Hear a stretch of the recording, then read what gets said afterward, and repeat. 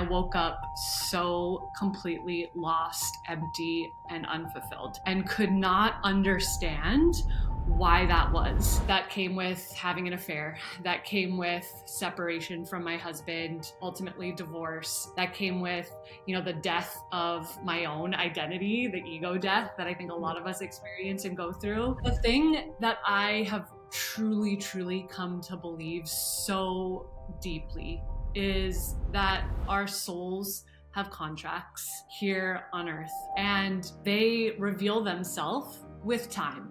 And typically they make sense with a little bit of space and distance.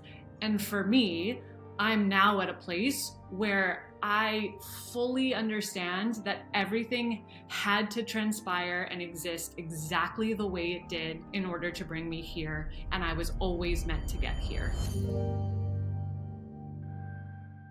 Hello, and welcome to this week's episode of the Expand and Evolve podcast. I'm so excited because we have a guest joining us this week, Diera. I'm excited because your Instagram handle, it's Diera's Story. And I was like, wait, is that actually your last name? And you're like, yes, it is. But I love it because you're 100% sharing your authentic and true story on your platform.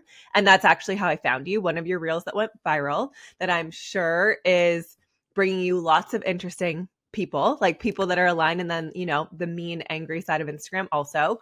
And it was about having an affair. And I was like, this is something that I feel no one really outwardly speaks about, but it happens. And then women are carrying shame, or men also, where no one's talking about this as an open dialogue conversation of the intricacies and like the things that happen and the feelings that show up. And so I'm really excited for this conversation because I want to talk all things. I don't know if you were divorced or separated, but divorce, separation, motherhood, single momming, having affairs, sharing out loud online, sharing your story. Obviously the negativity that can come from that, because it can make people really uncomfortable when people are so okay sharing their truth. And so I'm just really excited for this conversation. But if you want to share maybe a tidbit about you in terms of maybe even how you started showing up online or what you do, and then we'll dive into all of those other pieces. Yes, absolutely. I am so excited to be here, Carly.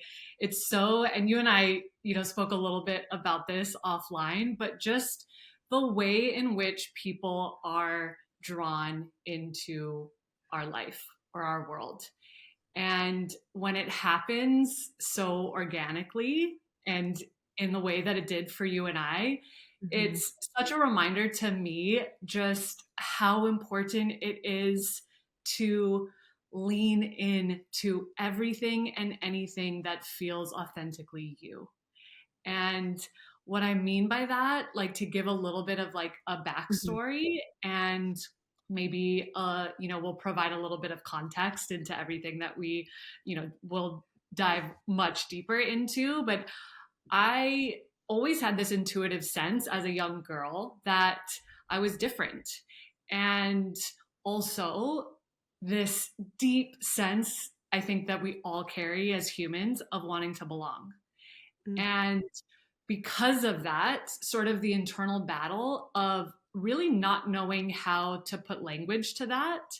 And so as a result, really keeping myself small in a lot of ways, or playing it safe because I wanted to be liked, loved, accepted by everybody.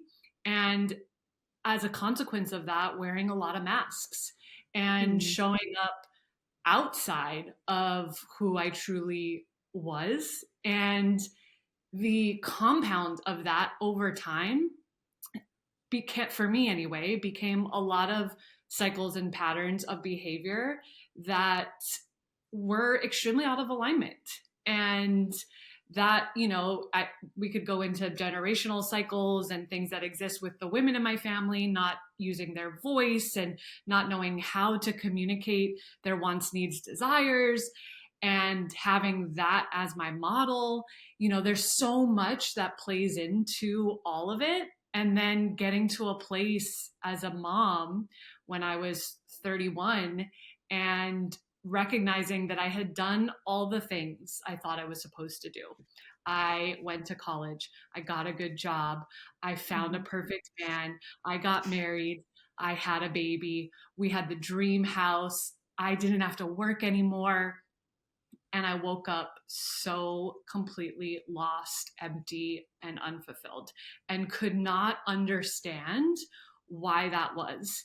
And so it was such a unraveling of an initiation of everything that I once thought to be true, even though there were so many little signs along the way. You know, our intuition is always there. She's always present. As Mm-hmm. I said, I felt this sensation that I was different from some of my earliest memories.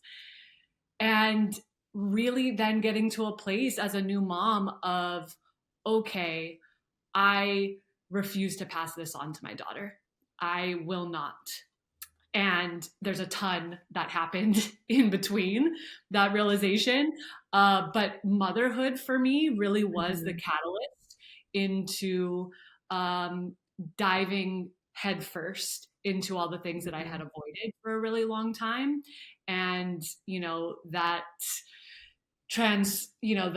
came with having an affair, that came with separation from my husband, ultimately divorce, that came with losing a whole lot of friendships, that came with the death of my own identity, the ego death that I think a lot of us experience and go through, and then recognizing, oh, this is actually, yes, all of these really heavy, hard things happen to me. There's a purpose behind this. And I just intuitively felt called to start speaking and to start sharing my story. And, one thing led to another, and it just really naturally transitioned to the place that I'm in today. And so that's a little bit of like the background into how I kind of came to this place of sharing so much of my life online. I relate so deeply. And I've talked about this, and I don't know, because this was so funny when I messaged you. You're like, this is crazy, the divinity of this, because you're like, didn't you just hear a podcast or something of mine? Yes, one So of my wild. closest girlfriends had sent me one of your podcasts, Yeah. and just she had this sense, and the reason why it was so, I mean, I have goosebumps now just even thinking about this story. The reason why it felt so beautiful when you sent me that message was because my girlfriend sent me one of your podcast episodes that was about creating a ritual or a ceremony around releasing past relationship Mm. trauma. And she sent it to me on a day when I didn't have my daughter. It was a Saturday. I was home alone, and I was feeling some very big emotions around releasing a man that was, not a big part of my life in any way, but somebody that I felt close and connected to and was in the state of letting that go.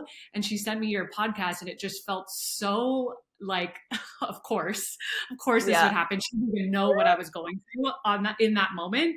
And so I just went all in and I did that ritual that day, and it brought up a ton of emotion in Mhm. a beautiful, needed, necessary way. And so when you sent me that message, already felt so connected to you. And so like we had experienced so many similarities Mhm. in our past. And so it just made sense. And I want to say that because everything you were just sharing, I was like, yes, me, me, me. Like there's nothing different.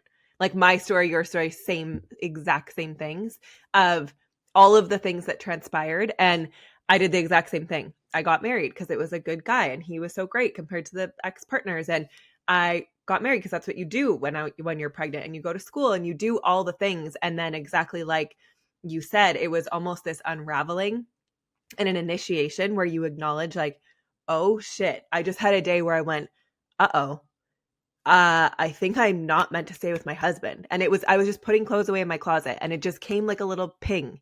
And I was like, that was a weird thought. Okay. And then I tried to push it away and push it away um, until there was no more. I couldn't push it away anymore. Like I had to face the reality of what I was feeling.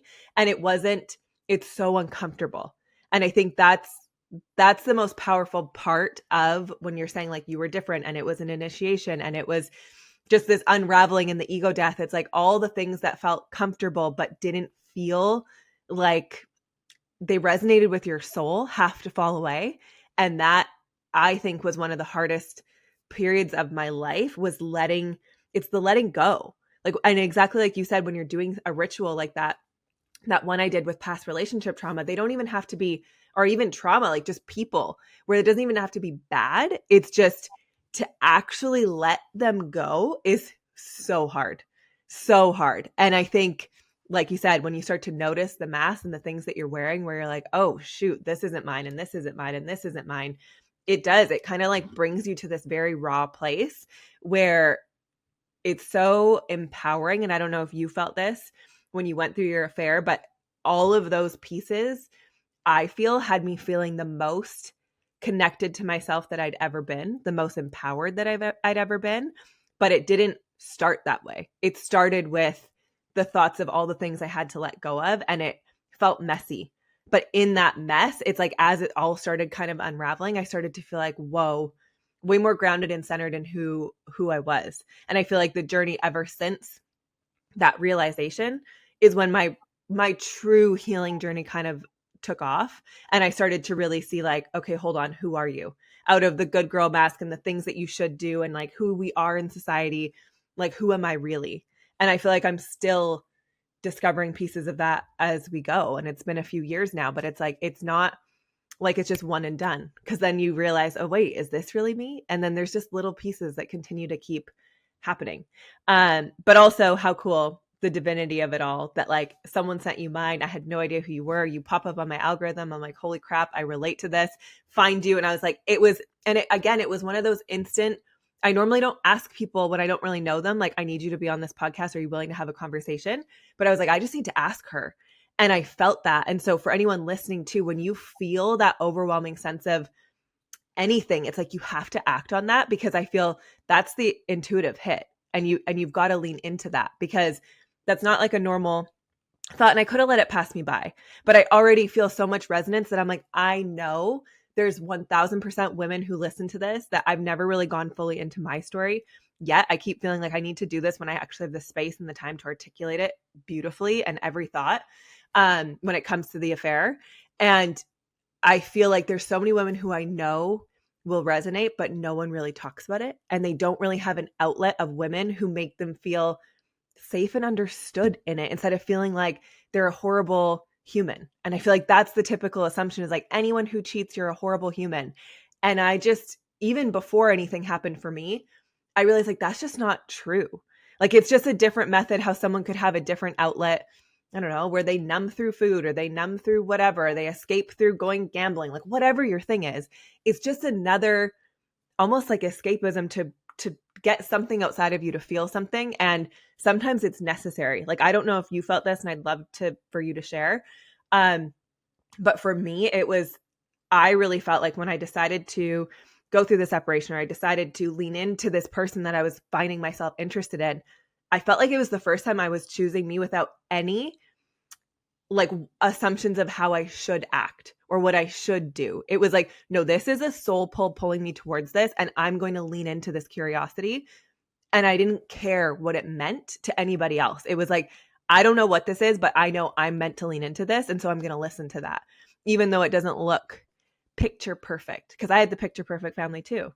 And it was like, how am I going to let this go and be messy and, all the things. So I would love you to share kind of what transpired for you, like one thing led to another, of how that journey looked and like what it felt like, more so than obviously not details, but like how those like actions led to one to another, and how it made you feel. Like, did you feel the same, that you were like, wait, I feel empowered, I feel alive, I feel, all the things? Yeah, yes, so so much. I feel like you and I have lived just Parallels. some parallel lives. Yes, just in different places. So everything you Yeah. just said, I'm like, yes, yes, yes. Um, Mm-hmm. the thing that I have truly, truly come to believe so deeply is that our souls have contracts here on earth, and they reveal themselves with time. And typically, they make sense with a little bit of space and distance. And for me, I'm now at a place where I fully understand that everything had to transpire and exist exactly the way it did in order to bring me here. And I was always meant to get here. And yes, It's extremely messy. It's uncomfortable. It's confronting. It's painful. The piece, Mm-hmm. like, I love what you said around, an affair being somewhat of like just an escape. And and there are so many variations of what that looks like: alcoholism, food, Yeah. as you named. And also this piece, I think, because it is so polarizing, because there's a lot of pain. And it's not just pain that you're causing yourself, like you're causing Mm-hmm. pain to somebody that you deeply care about as well. And so I fully acknowledge and take ownership in that aspect of it. And also the reason why I just, will continue sharing my story for as long as I possibly can is, hopefully, my hope is that we all can just come to a place of having more understanding for one another, Mm-hmm.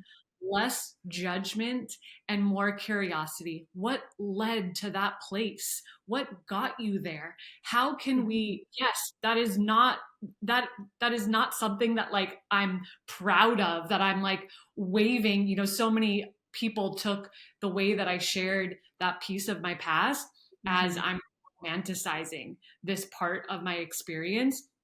In no way am I trying to play any sort of victim in it. Mm-hmm. And also, though, there are so many moments in our life that lead up to the place that sometimes has to be this big explosion. And I'm sure you know this, like, Mm-hmm. in order for people to change, it oftentimes has to get so bad. It has to Mm-hmm. become, you have to reach a rock bottom breaking point in order to fully go inward and ask yourself, how do I want to continue living my life? And so for me, yes, my affair was the catalyst to that. Mm-hmm. And also, there's so much that is like, it's beyond anything that anybody on the outside could Yeah. ever understand. That man was the first man that I ever loved. We met when we were 12, and we were intertwined in a way that continued on, like, through in between many of my relationships. And he came back into my life when I was in a very vulnerable state. And yeah, I did feel for the first time seen and alive and desired. And I was in a weak, vulnerable state. So I leaned into that. And I also lacked the tools and the knowledge and the awareness of how to communicate what was happening inside before it got to that Mm-hmm. place. And that's the 100%. thing that like feels so important to the work that I do now, is helping women get to a Mm-hmm. place where they understand what's happening internally before they get to that place, so that they can have those conversations in the moment and feel like they don't need to bury them or abandon them because they have so much. My biggest fear was to be alone, and I'm now alone, and I feel more me and more authentically who I was always supposed to be Mm-hmm. now than I ever have before, because I embraced that fear. And I also ultimately somewhat self sabotaged to create this in my own life, because I Mm-hmm. always had to get here. 100%. And I can relate to that too. And what I was just thinking as you were speaking was all of the relationships up until this point, I think I was living so unconsciously in them that I couldn't identify, like you said, I didn't know how to even properly communicate my needs. Like, yes, I could communicate and yes, I could talk, but I'm like, could I even tap into what I was really feeling and needing and communicate that? No. And so, like you said, when this person came in my life and I finally felt like, wait a second, you can have deep conversations with men. Wait, I can feel seen. What is this where I feel heard? I feel valued. I feel desired. I feel like cherished and wanted and like this beautiful thing that I'm like, I have never felt like this from any other person. And it wasn't even like we built a friendship like you probably knew this guy. It was like, it wasn't like we were friends. But in that friendship, I was like, I have never experienced this type of knowing of each other in any of my relationships ever. And eventually, yes, it led to like all the feelings and wanting to do stuff, but we didn't do anything. And like, there's just so much there. But I feel like for me, to learn that, I couldn't have learned what that felt like had this not happened. And I'd still be living in this relationship, which was good. We get along great. We're great friends. Like my marriage, there was nothing bad. So how could I have ever left when there was nothing wrong? And I think that's where this came. And like you said, we have soul contracts. And that's the exact ping I got when I was in my closet sitting on the floor. I was listening to a podcast about soul contracts and I was like, oh shit, ours is done. Like we've come to completion, but I wasn't ready to let it go because obviously I had the story that you get married, you have kids, you stay together forever. So for me to even consider, and he's good, he's never cheated, it's not toxic, we don't fight. So why could I ever leave? Like the relationship is so good. But what I didn't realize was I was like, I never felt loved. And I've talked to him about this where I'm like, I know you loved me, but you're so blocked in that you couldn't show it. And so I didn't know how to articulate that any further, or like, we didn't know how to move through that either. We were so young when we got together. And so I'm like, of course, like you said, I can take ownership in my role in this too. But it's also like you said, what led to it? Because it's not like, especially as a woman, you just think about getting involved with somebody else. Like that is not how it happens. This was a 7-year lead up of events where I didn't feel heard, where my emotions didn't feel cared for, where my voice didn't feel heard, where I didn't feel loved. And so basically you're starving for love within this marriage. And even though it's good and you're friends, I didn't feel the way I knew a relationship should feel. And I still feel like that to this day, because I was like you, I never want to be alone. But the way I see it is like, I really believe my life path this time was to figure out relationship. And so I feel like from being a little girl, it was always like, who's my husband going to be? And who's this person? But it's all been not an obsession with like being with someone, more like lessons learned where I always knew how to cut it off because I was like, nope, this isn't him. Nope, this isn't him. Almost like one track mind to finding this person. And I still believe that all of these things had to happen and fall away for me to be able to actually understand relationship, learn all of these different facets to like master it basically in this life, where eventually I'm going to be with this person where I know how to actually communicate my needs. I know how to have a sacred sexual union. It's not just like fucking and you're not even connected and it's like weird, like how so many of us have sex and none of us even know what we're doing. Like it just feels weird. And I just know that that was part of all of this, was to initiate me and help me uncover and unlock all of these things I didn't know could exist. Like that level, and I'm sure you had this with your person, I'm going to assume, but like when our bodies first met, the affair person, all it was a hug. And I was like, what the was that? Like the electric shock that went through my body. He felt it too. We never talked about it. And it was just like, what was that? And all of these things kept happening where I'm like, when something like this happens, you understand like souls are connected. These things are so much deeper than the surface level way I was going through relationships ever before. And yeah, like obviously, I don't know. Have you read the book, You Only Fall in Love 3 Times? No. Okay, you need to listen to it. It talks about these 3 types of love. And obviously this one that I ended up in was karmic, but at the time the soul connection is so strong that it's like, is this supposed to be the person I'm with forever? Like, is this it? But it's like, it needed to feel, like you said, that polarizing and that much of a pull to move you out of that thing that you were in. Because without it, I never would have left. And I know for me, I was like, I can't stay in this marriage and then also be curious to go pursue this other thing. Like that, I don't want to do that. And so I knew for me, I was always like, okay, if I'm going to really lean into this, or vice versa, like if I need to go repair my marriage, I cut the guy out for a while. But then when I knew, I was like, no, the soul pull is still there. Like I need to go figure out what this is. I knew I was like, I have to cut my marriage off because there's something here that I need to go learn, regardless if it made sense or any of that. I don't know if there's anything you want to say to that.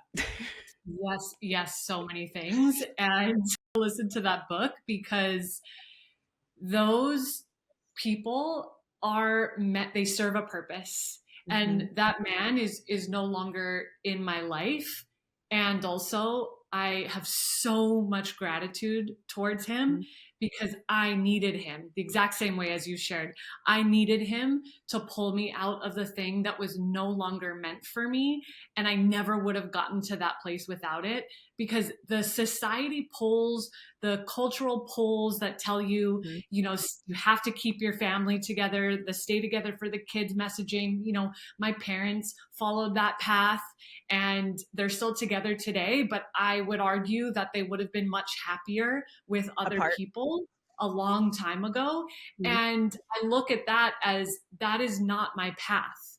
And I also recognize that, like, it's not, as you said, it's not going to make sense to a lot of people, Mhm. and that's okay. There's a lot of strong opinions around choosing yourself. There's a lot of language that people will say that's selfish, you're a narcissist, you know, whatever the term is. I've heard it Mhm. all. When you feel deep down in your soul that this is what is next for you, once you reach that place, there's no going back.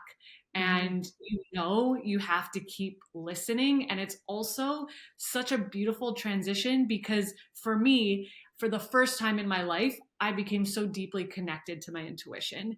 And Mhm. now my life is this like beautiful magnet towards all the things that are right for me, and everything that is not, it's so abundantly clear of I'm not going to give any energy to this thing. You actually don't have access to me because Mhm. I know deep down that this isn't right. Whatever it is, that doesn't have to be a romantic relationship. It could be a Mhm. friendship. It could be anything really.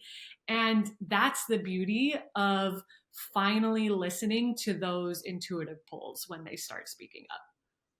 Yeah, and I've talked about this before where I was like all of this, like choosing separation, leaning into all these experiences, it was the first time I ever actually understood choosing myself. So not making a decision that was best for, because of course I felt that before even choosing to separate. I sat in agony for a year of feeling like, what am I supposed to do? Am I going to destroy my kids?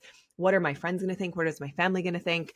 Am I making a mistake? Like, can I trust myself? All of these thoughts for over a year. And I tried and hoped that it would be something else.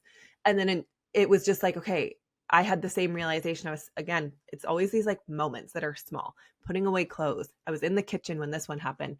And I went, holy shit, if I choose to stay for the kids, I'm going to live out the exact same pattern that I'm currently living out because of what I saw my parents do. And that was the big moment for me where I was like, my boys are going to grow up. I know you have a daughter, but they're about to grow up seeing, I would say, quite a loveless marriage, no romance, no hugging, kissing, perfect treatment of like how you would treat a partner. Is he a good guy? Of course. Like, is he helpful? Of course. But that's not a representation of a loving marriage or relationship. And I was like, I don't want them to be raised seeing this as normal. Like, they need to understand how they're meant to treat this person that they're in relationship with. And I was like, if I choose to stay, I already could feel it. I was building so much resentment, who was not me. I was becoming the absolute worst version of myself. I'm not mean to people. I was being so mean to him. And I was like, this is my mom and dad. This is the exact dynamic. And I was like, holy shit.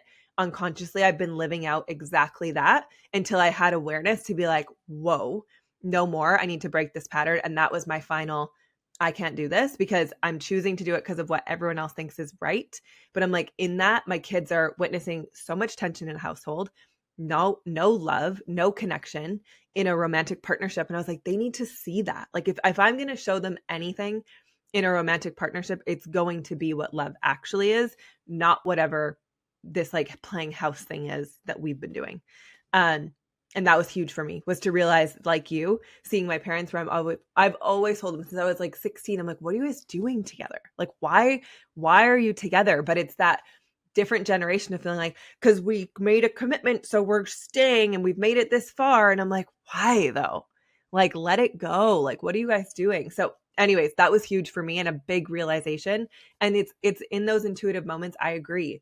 My life has become a magnet. Like, I got to a place where when I hadn't cut it off fully in either that other guy that was in my life, who again, same thing as you, is not in my life at all. He was just there to pull me and like bring awareness, and then that's it. Served a purpose and wasn't meant to stay. But it's like same thing with my husband. Like, it was impacting my business, my money, my health. I was swollen. I was having these breakouts. Like, everything was negatively being impacted until I was like, okay, this is it. I'm choosing myself and what I know I need to move toward. And then everything started to flourish after that. And yeah, someone could feel like it's selfish, but I think we don't really have a lot of representations of women really truly leaning into that intuitive hit that they feel and choosing themselves, and it's not in a narcissistic way at all. It's like, if anything, it's better for everybody, because ultimately we could stay, but I'm always like, for what? Like, what are we trying to prove if we don't feel like we want that? You should want to sleep with the person and spend time with the person. And if you're like, then it's, what are you doing in a romantic relationship? That person's meant to just be your friend. Exactly. And for me, it was asking myself the question of, okay, if I woke up and I was 85 years old and I stayed, how would I feel about that? And I immediately knew this is not the way that I want to be loved.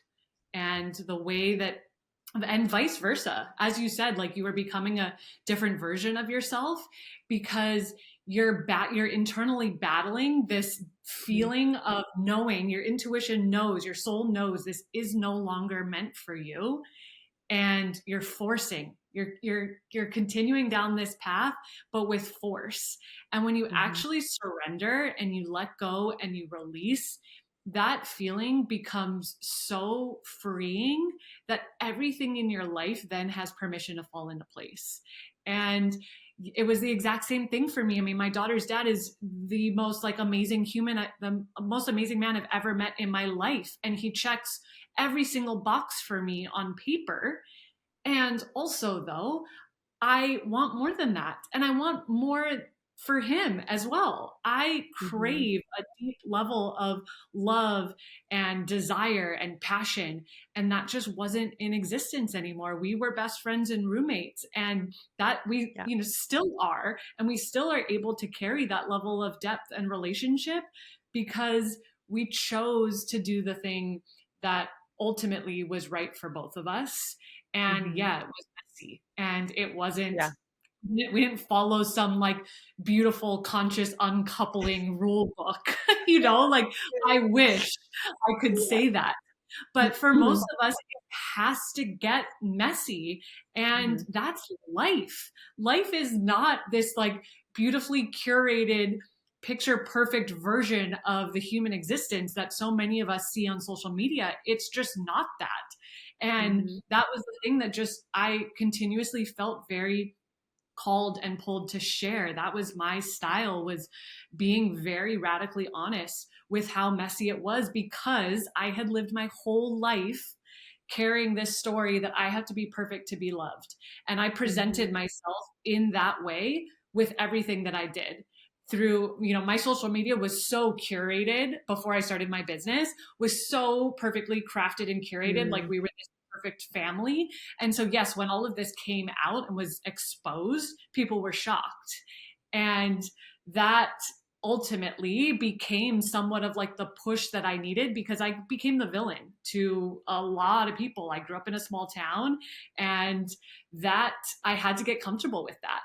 And that was hard at first. And I think for a lot of women, I have conversations with women around the world constantly, and it's the same story, that fear, that like deep fear. And I get it. In the past, previously, you would have been exiled from society. A lot of women would have been burned at the stake for Literally. the way they shared.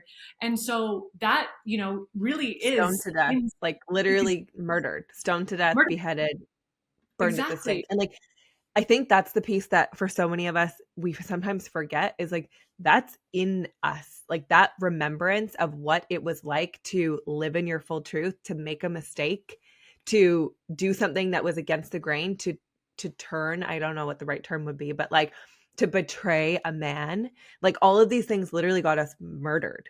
So to be living in an era where you can say it out loud, like of course it's going to be polarizing and really deeply confronting for a lot of people on both sides. And it makes sense why we're so terrified and feel like we need to look and act perfect and not say too much, because it's like, for a lot of us that had big loud voices, like I've been in a journey before where in my past life they're like, oh yeah, you got beheaded, like they killed you because you were talking too much about the medical system and how all the stuff they were bringing in was like bad or whatever, and you were trying to still talk about your herbs and all these things that seem crazy. But when you go into this journey, it's like, yeah, if we live past lives and we've been here before, like some of us have been killed for a lot of these things that we feel this deep soul pull to go move through and share, but we were straight up murdered for it. So it makes sense.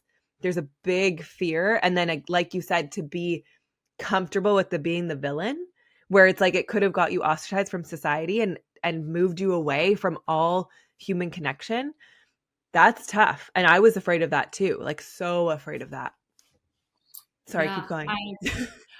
yeah, no. I'm so glad you said all that because the only way that I was able to share, and I always knew that that part of my story would come out eventually. Mm-hmm. Um, you know, it's so fascinating to me because I had no, premeditated plan to share that part of my life on International Women's Day. But it just happened to fall on Mm-hmm. that day. And I recognized in that moment, well, as the days, continued and it became such a polarizing video, that I had been preparing myself. I had been preparing my whole life for that moment and building up the courage and the strength and the awareness of how to speak my truth, of how to use my voice, of how to go first, Mm-hmm. and to give myself permission that everything that had happened in my past was ju- it happened exactly as it had to, and it was okay. Mm-hmm. And as a result of that, I've received probably over 100 death threats in my DMs from men, only men. Always men. The post itself is very mixed. It's men and women. There's a lot of people that are very upset in the comments, but the DMs, the people that have gone out of their way to send me a private Men. message that I need to end my life, have all been men. Yeah. And that's been a very because there's one side of that is like we are not meant to hold that level of anger and hate as humans, especially at that scale. Yeah. And also, though, I'm able to separate myself. I'm not taking that personally. That's not an attack on me. That is a projection from an experience that they've had in their own Yeah. life. And I hold so much compassion towards that. Yeah. And a lot of people have reached out and just, with gratitude for the fact that I didn't delete the post. And Yeah. that was never even a question in my mind. It has to exist. I really, Yes. really believe that it has to be that way because Mm-hmm. the amount of conversation that has come of it, positive or not, is Yeah. exactly why I keep sharing, because Yeah. so many of us brush this stuff under the rug and we never talk about it, and it eats us alive and we lose ourselves more and more every day. And if I can offer anything, it is that let's allow all of this to exist. Let's talk about this stuff Mm-hmm. because it is so common. That's why it's so painful for people, because it happens in the dark and it happens to all of Yeah. us. I've been on both ends Yes. and I know Yeah. how painful it is. And Mm-hmm. so that's the most important piece as well, is like we need to have conversations about the things that we deem, that we believe are too dark, that can only be carried in this like dark closet and never let out. I don't believe that anymore. Mm-hmm. Well, and it makes me think, for anyone who maybe is listening but can't necessarily relate because maybe you haven't lived this, but it's the guilt and the shame and the grief and all these emotions that come up. And the shame is the silent killer, I feel, where people hold it inside because they're so ashamed of what other people would think or if they'd be accepted or how horrible they are as human beings. And I just go, no one is horrible. It's the same thing if someone has, a sex addiction or a porn addiction or a drug addiction or an alcohol addiction, like where they're hiding it because they feel like it makes them less than, where so many men I feel are deeply struggling. And I notice that, like the hate in these men, when I've had posts go viral also about saying that you don't need to stay for the kids and you can choose yourself and you can want to be treated well. The men go crazy. I've had the same thing when I first split. I got death threats from people because he was crying and upset on social media and he's never used social media before. So they're seeing him like an absolute mess and like, you're a horrible human being, and like coming at me, giving me death threats. But all my viral posts, when it talks about something like this, like a woman feeling empowered, it goes, I say, to like the men's hate side of the internet eventually, and they are mad. And I feel like you said, projection of if this has happened to them, but then also we have this discomfort where we feel like there's right or wrong. And then we project all this judgment onto it of like, but this is the way and you're wrong and you're horrible. And I'm like, of course but it's like, it just is. And we're humans and there's going to be different levels and aspects of horrible things, but we all are going to do things that hurt people in some capacity eventually. Like, we are imperfect and we're learning. And I feel like for you to share it out loud, it's like you're learning out loud and you're sharing your journey, which gives permission for other people to share their truths also. And I think especially what I'm noticing, at least from a lot of the women in my life who are struggling in their own relationships, the men are struggling with drugs, alcohol, gambling, sex addictions, porn addictions, um, or they feel like they need to cheat on their wives because they can't have sex with their wives because they don't know how to connect. It's like, it's deep on both sides. And so I think women, so many of them, if they are ending up in a position like you did or I did, there was so much lack of connection and what's the right word I'm thinking of? Like, disconnection in the relationship before you ever get to a point like this to begin with.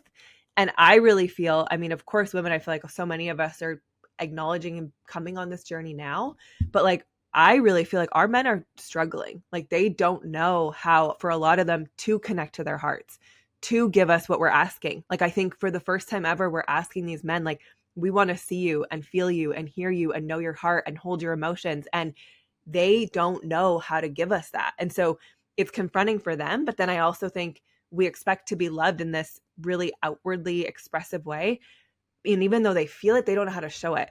And then so many of them are dealing with deep disconnection from themselves because it was never safe, that they're struggling with different addictions. And so I'm just like, just compassion for humans. Like, I think people are going through a lot and we're living in a place where, with the internet, I don't know if you've found this from women reaching out to you, but when I started going through the separation, just teeny tiny talking about things that we went through, the amount of outpour from women who were sharing that their men were struggling with some form of addiction in some way and escapisms, and they don't know how to cope with it, and they're also not talking with anyone. So it's like, the more that you put the posts out there, create the space for it, even though you're a woman, it's like, it could reach a man that finally feels the courage to like have comfort talking about his story and not live in his shame. And then it makes everybody else feel like, oh, like, wait, me too. And then you don't have to hold that, because we're not meant to hold that alone. Like, we should feel like there's someone safe to talk to about it. But I'm seeing like these guys that are dealing with some stuff in some of my friends' lives right now.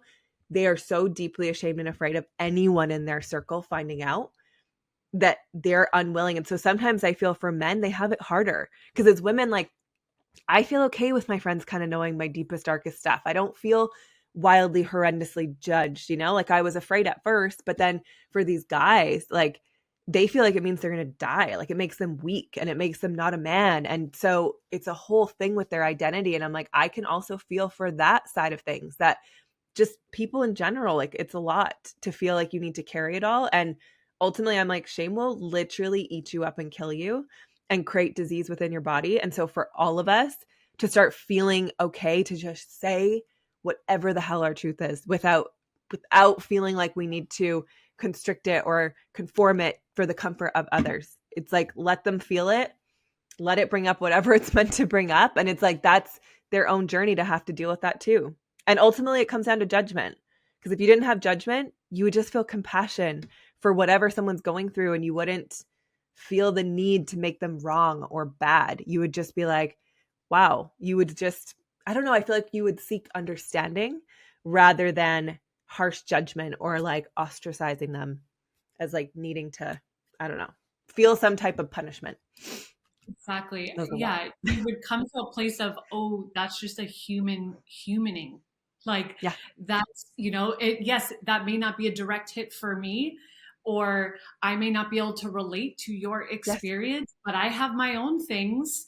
And, Mm-hmm. we live in such a fascinating time. I am just so deeply fascinated by the human experience, and I have Mm-hmm. a sense that you are as well.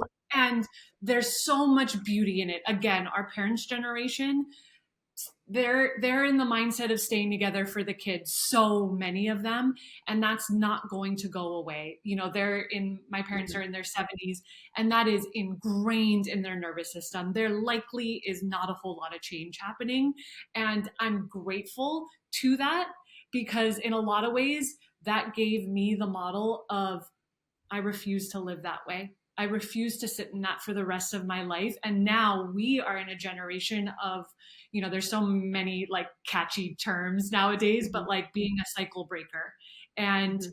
going inward, sitting with your stuff and realizing that men and women both separately are hurting, really Mhm. hurting in our own ways. We've kept women small. We've made them ask for permission forever. And men, we've demasculated them to the point where they carry so much fear around standing Yeah. in their true masculine essence, which is what so many of us women are craving.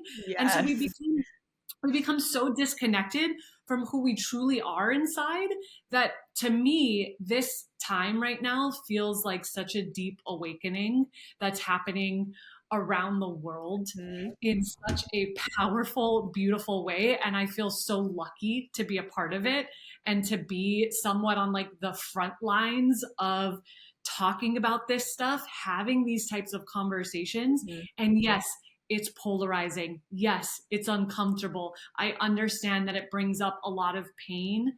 And also though, the more we do it, my sense and also my hope is that eventually it's going to become a lot more common for people to recognize, oh yeah, that thing that's evoking such a big emotion, that trigger right now that I'm feeling from watching this or reading this, that's about me.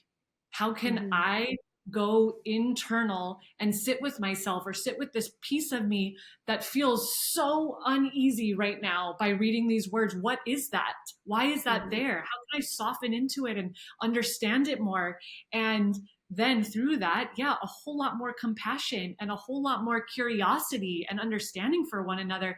I really hope that we get to a place of like, tell me more about that. How did you, Yeah.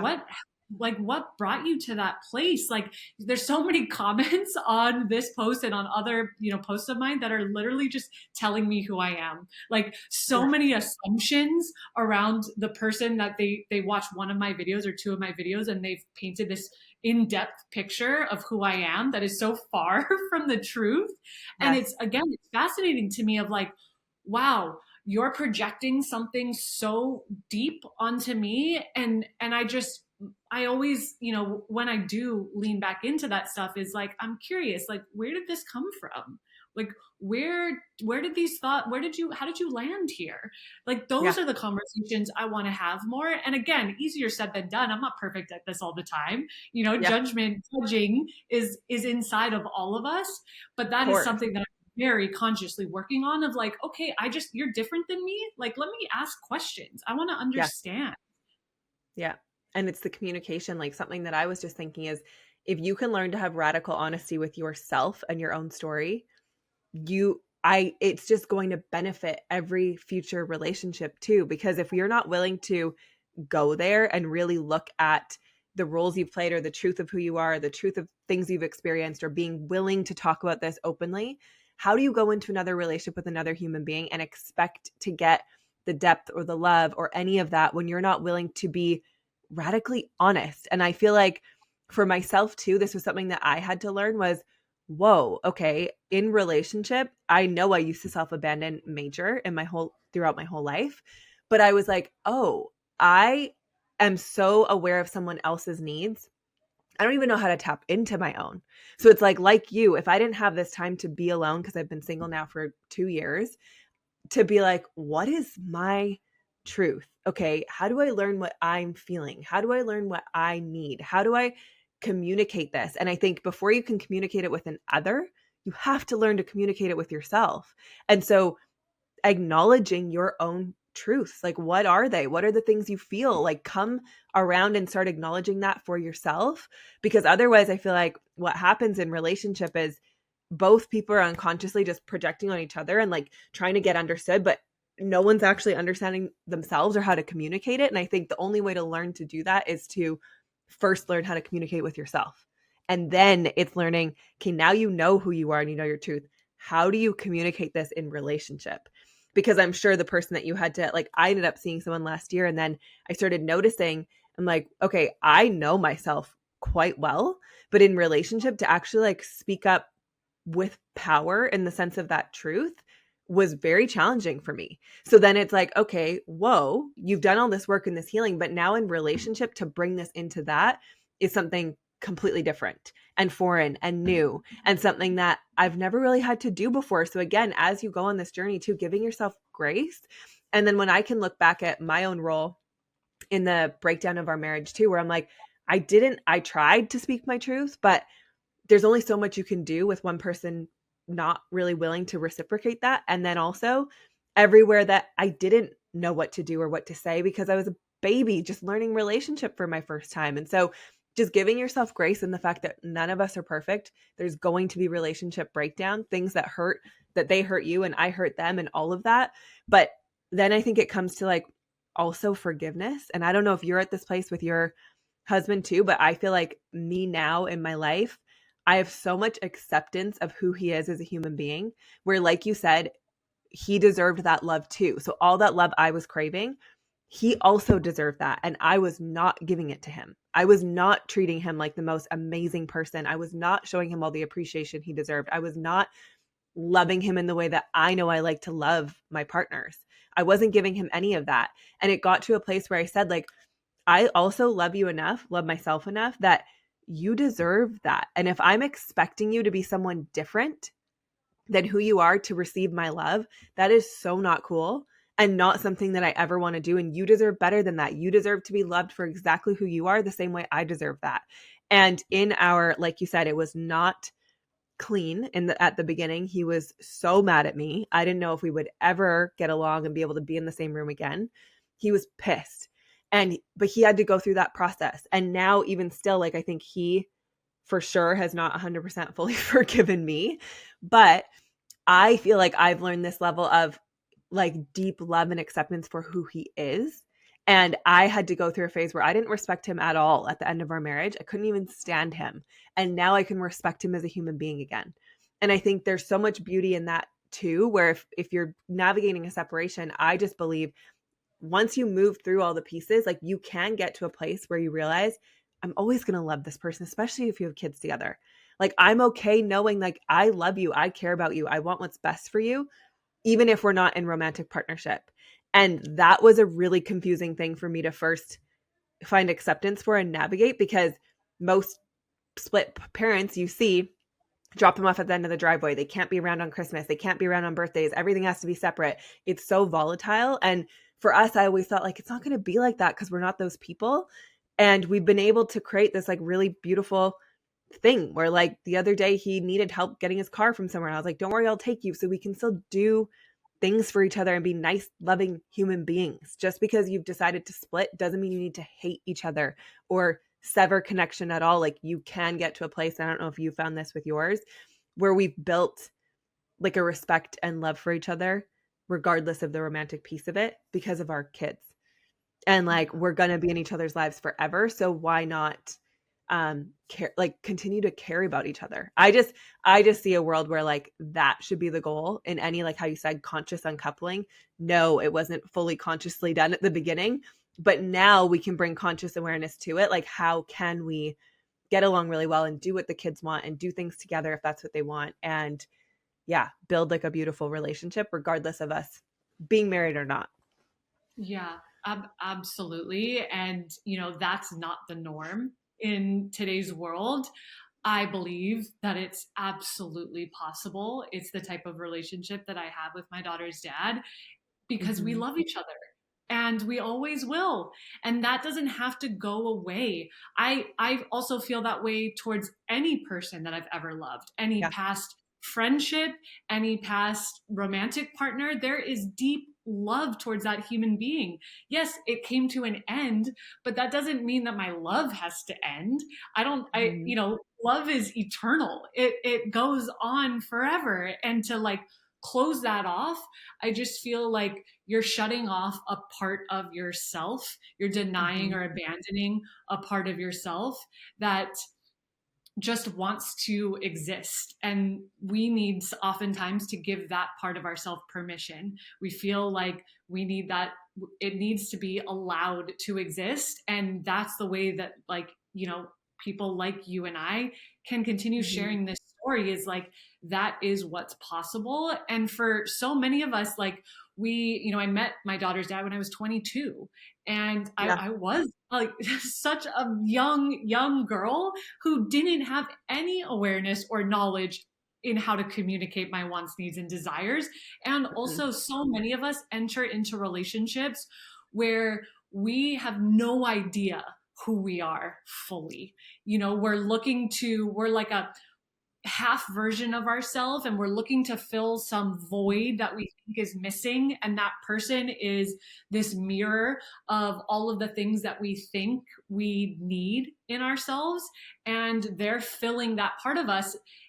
The downside, though, is what can happen is you can lose yourself. You can become that part. You can take on part of that other person as this is now a piece of me, even though that may not be who you are. We Mhm. shrink or we make ourselves small to receive love. I did that a ton in my relationship.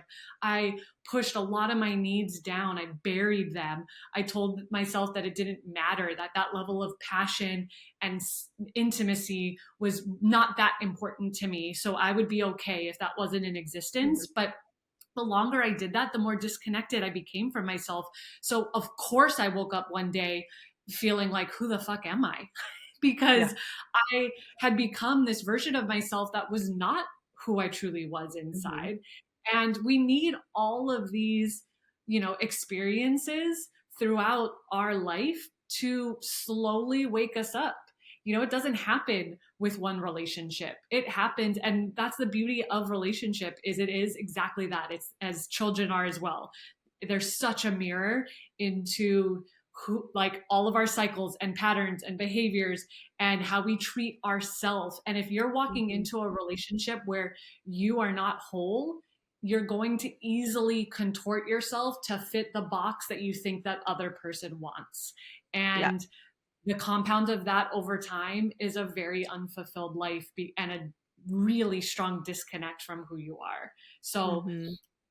the place that I've come to, and I've been single for the last 2 years as well, also the first time in my life, because Same. I was Like since always, I was 13, 12, I don't know, relationships. I'm like, I've been in relationships my whole life.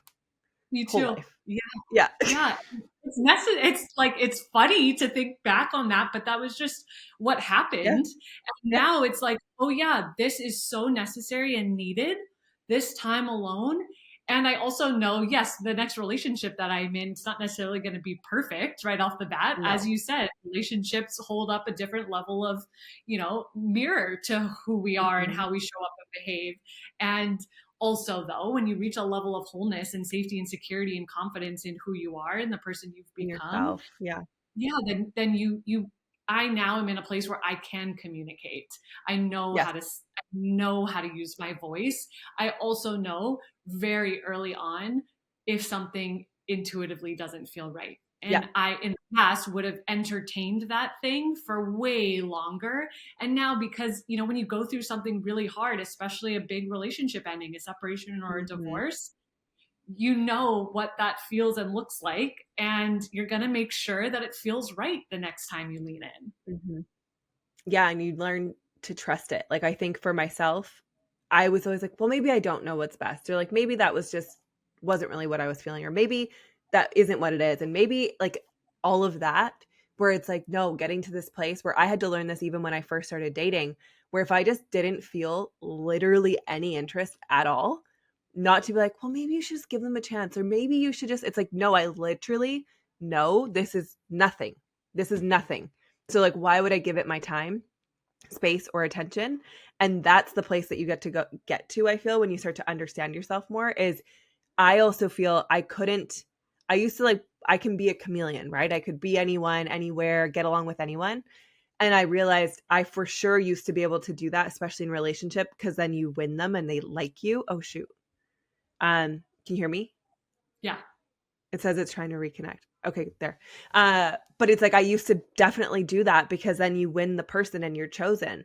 Where now I'm like, if you don't get me, I couldn't even fathom trying to shift to fit in that. Even though I know how, I'm like, it feels so exhausting for me. And I feel like that's the beauty too, as you get to know yourself even more, is people who are not for you will feel like you'll feel this resistance and this draining. And I think that's what you mean when you're like, you can feel it, where you're like, and they can be a good human, awesome person, but you're like, this is just not for me. And even in friendship, I feel like I've acknowledged and known that, like, even for you, I'm like, I could talk to you, hang out with you. It would be so easy. We speak the same language. And the way I see it is like, why would you ever choose to be in a relationship that doesn't feel like that? That the conversation doesn't just flow, that you guys can't just speak each other's language. Like, if you don't get each other on that level, like, you're choosing conflict, and for what?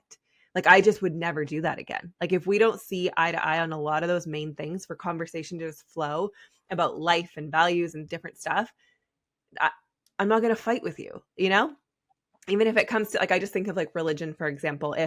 If someone in a religion couldn't understand like my viewpoint, let's say, and I talked about past lives and like witches, then it's like we just are living in different paradigms of life. And so even though everything else is amazing, I don't want either. There's that quote that's like, why would you spend a lifetime trying to translate your soul? I don't want to spend any effort or time doing that. It's like, you either see me, understand it, and now that I know what that feels like for someone to actually fully see you and understand you, I would never be in a romantic partnership ever again that doesn't feel like that. The beauty in all of that is, and also the most confronting part of that, it for me in my own experience, was recognizing that I was living so far out of alignment with who I was that almost every single relationship in my life had to fall away. And that was excruciating as it happened, because as I was going through separation, my childhood friendships also, some of them walked out, some of them, they fell away just naturally and organically. And it had to happen that way because I was gripping tight to this past version of myself that I no longer Yeah. was. They were doing the same and they were holding me back. Ultimately, I wasn't able to be the person that I truly was or that I was becoming because there was such a tug and pull of, oh, I have to stay this version of myself. It's not safe if I change.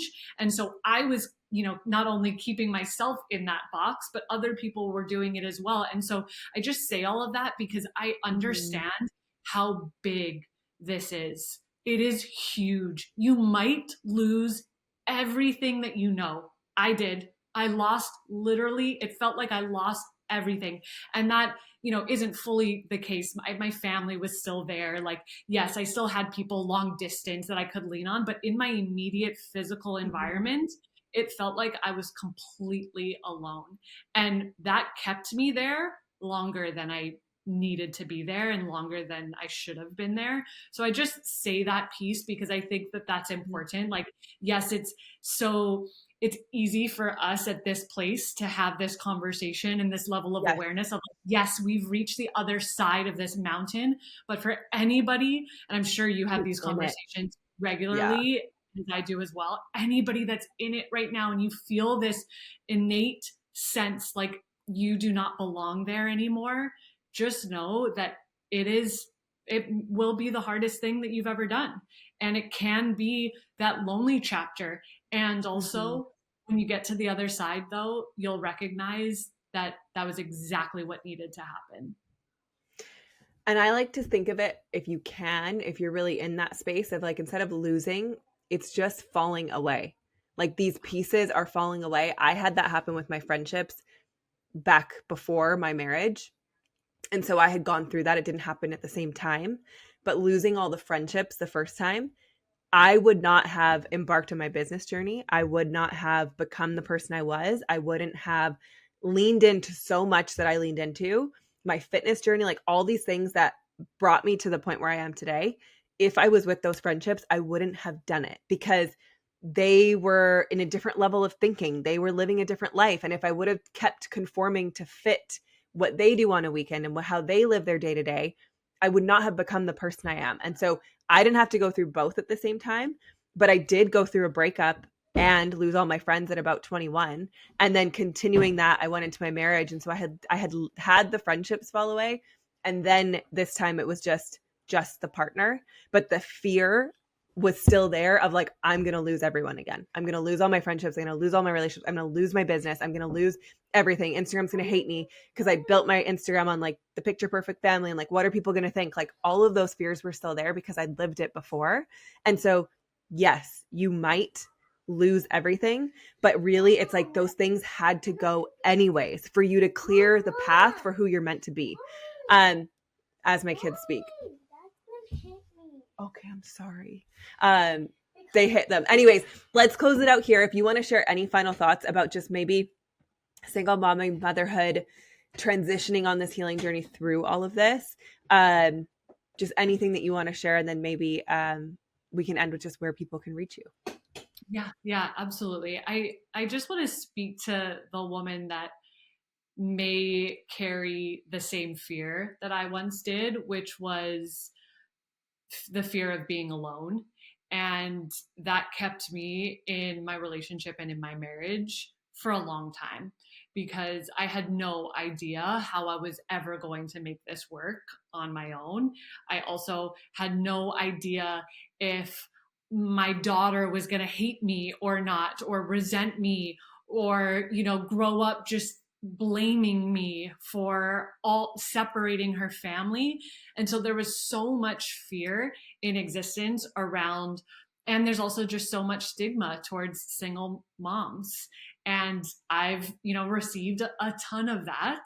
And also, though, the level of confidence and trust and beauty that comes from getting to a place where you are standing on your own, especially as a mother with young kids, I wouldn't change it for anything. And that's what's possible. And yes, I'm not denying that it's also not hard. It is hard. There are a ton of hard moments where it is just me and my daughter. And also, though, I know that like this is building our bond so much deeper.